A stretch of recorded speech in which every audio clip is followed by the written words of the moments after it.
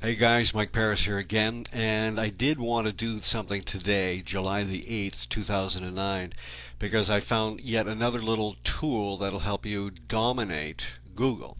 And this is not about black hat, voodoo, magic, or anything else. This is all about article marketing. Ultimately, if you're a writer and you want to be read, then you need to understand article marketing. And article marketing is not now going to turn you into some kind of a guru guy. It stays true to the writing, except you have to optimize the article a certain way. It doesn't really change the content of the article, not at all. But it does mean you have to optimize a couple of words here and there that are relative to the context and the title.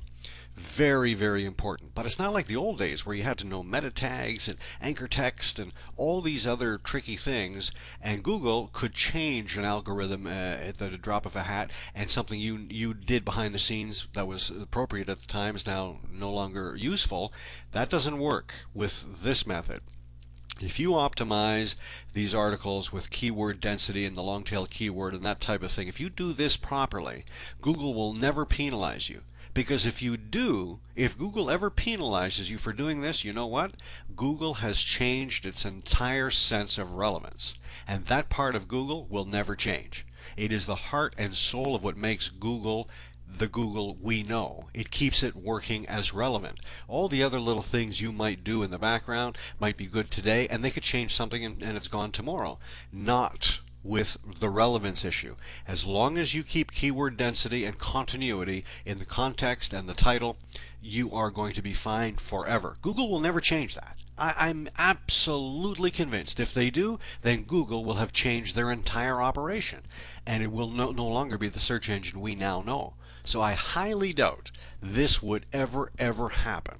So learn and understand what the keyword density is. That's understanding that you've got to have a certain amount of words in your article. Again, to the writer who doesn't understand this, don't get scared. This is not about changing how you have to write. It means optimizing it a little bit. That's true. Any copywriter worth their salt knows they have to optimize their copy. They need certain keywords in certain places because psychologically they all work in different ways. This is the same thing when you do article marketing properly. And the idea of doing it properly is that you're going to write to get read. If you write to get read, you will end up on the front page of Google and dominate any niche you want. Sorry for that rant. I just got carried away with that whole part of it. The idea is here that I created this blog a little while ago, not very long ago, called Canadian Stock Alerts. Not fancy at all. And that's the point. You don't need to be fancy to take it to the front page of Google. You don't need that at all. What you need is to understand the article marketing philosophy of keyword density and the long tail keyword. If you have avoided up until now to understand what the long tail keyword is, let me just tell you in a nutshell. The long tail keyword essentially means what people actually type into a Google search engine. When you're searching for something, you never sit there and type in money. You never type in a broad sentence, a word like that. You actually type in, how can I make money? How can I find a job? Whatever the topic is, you tend to type in 3, 4, 5, sometimes 8 words into a search engine. The more you do that, the more relevant or more specific the content's going to be. Google recognizes all of this. That's a long tail keyword phrase. There's no sense naming your article, your blog, or anything else unless you understand the mentality of the long tail keyword. The long tail keyword essentially means what people typically type. And if you actually call an article what people typically type, well, now you can see the magic there. Understand the long tail keyword, and man, you are going to write articles that move fast within Google. I wrote about 80 articles for eZine articles, and they have about 20,000 viewings. And I don't pretend to be a guru about that because I know people certainly have a lot more viewings than I do. But I also know other people that write articles and they get read 10 times in a whole year. That's because the title has no relevance to what anybody would actually ever search for. So you want to make your title very, very relevant to what people actually search for in any niche. It doesn't matter. So here it is, Canadian Stock Alerts. I update this a couple of times a day. I find some stocks that I think need to be alerted because of volume factors, a pullback, that type of thing. I'm not talking about the blog so much specifically in the content of it, but again, you can see that it's not a fancy blog. Okay, so there you have what the blog actually looks like. So I created this, and I want to just show you this. This is in Google, and I type in Canadian stock alerts. If you look over here on the right, you can see this is in a busy sector. 35 million pages I'm competing with. Who's number one on page one? There it is. That is the actual blog I just showed you. Okay, it's in page one. It is position one on page one. Number two is actually a social bookmarking pointer. I call them pointers because they're not really sites. They sort of point to your sites, or to your blog rather. So you want to make sure you use social bookmarking sites. There's about 150 of them. Google loves these guys because they're all considered authority sites. An authority site basically means heavy usage, heavy traffic, well respected by Google. Okay, so use the authority sites. Social bookmarkings are bookmarkers are all of that. So there we have number two. Number 3 and 4 belong to Toronto's prestigious Globe and Mail. Thank you very much. If we go down a little further, right under that, there's an article on Go Articles that I wrote called Canadian Stock Alerts, the 10-bagger. You notice the prefix is always the same. This is the continuity, the logical approach Google wants.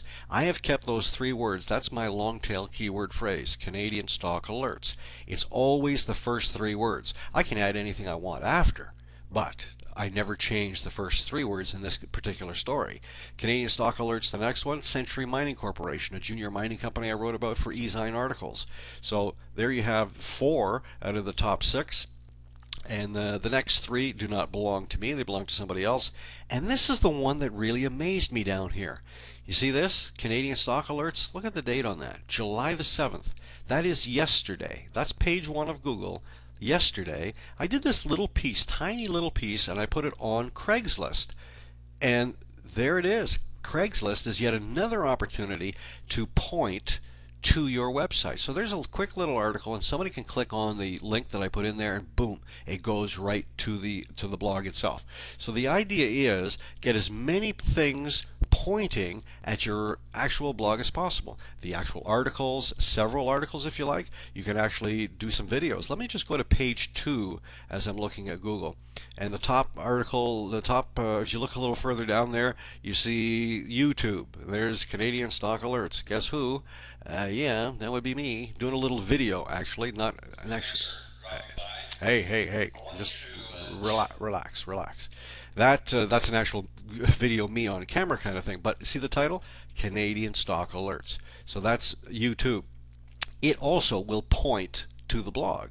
And under YouTube, this is another amazing thing.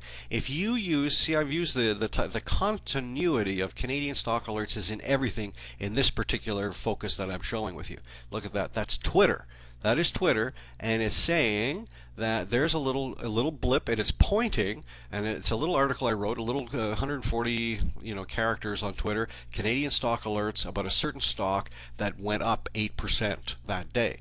And if I click on that little link in Twitter, it takes me ba-boom right to the blog again. So you can, yes, you can use Twitter as another, I mean, it is a social bookmarking site of some sort, even though it's relatively new.